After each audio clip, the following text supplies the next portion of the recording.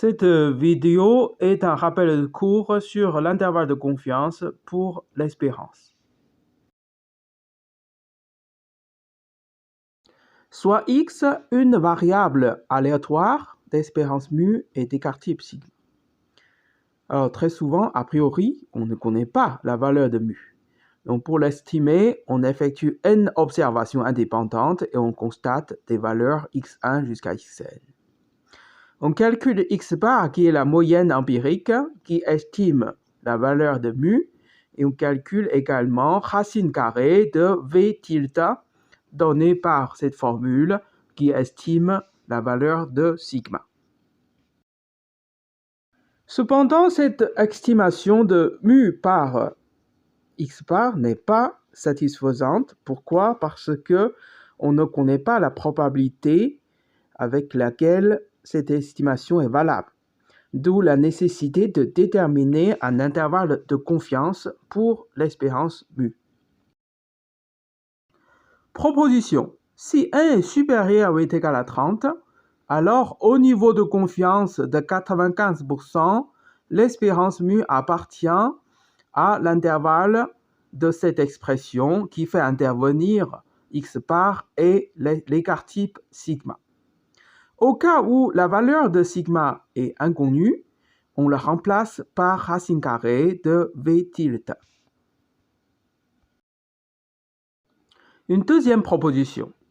Si n est strictement inférieur à 30, alors il y a deux cas à traiter. Soit on connaît la valeur de l'écart type sigma, dans ce cas-là, l'expression de l'intervalle de confiance est identique que la proposition précédente. Si sigma est inconnu, alors on a une deuxième expression de l'intervalle de confiance qui fait intervenir la racine carrée de v tilde et la loi de Student à n-1 degré de liberté. Voici quelques exemples de la valeur de a qui dépend de n, qui apparaît dans la proposition ci-dessus.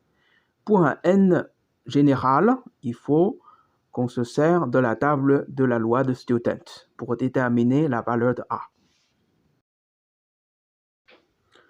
Exemple 1.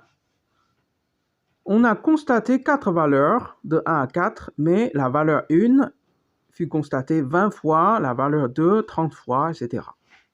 On calcule d'abord le nombre total d'observations, n égale à 100, qui est supérieur à 30, donc on applique la première proposition. On calcule x bar et v tilde, on obtient en appliquant cette proposition le résultat I qui varie de 2,22 à 2,58. Exemple 2. On constate les valeurs de 1 à 4 comme l'exemple ci-dessus, mais la valeur 1 fut constatée 2 fois, la valeur 2 fut constatée 3 fois, etc. D'où le nombre total d'observations n égale à 10, qui est inférieur à 30. Par conséquent, on applique la proposition 2.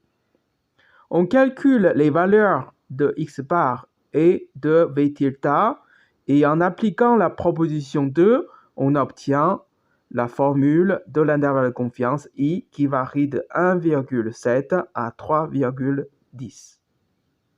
Merci d'avoir regardé.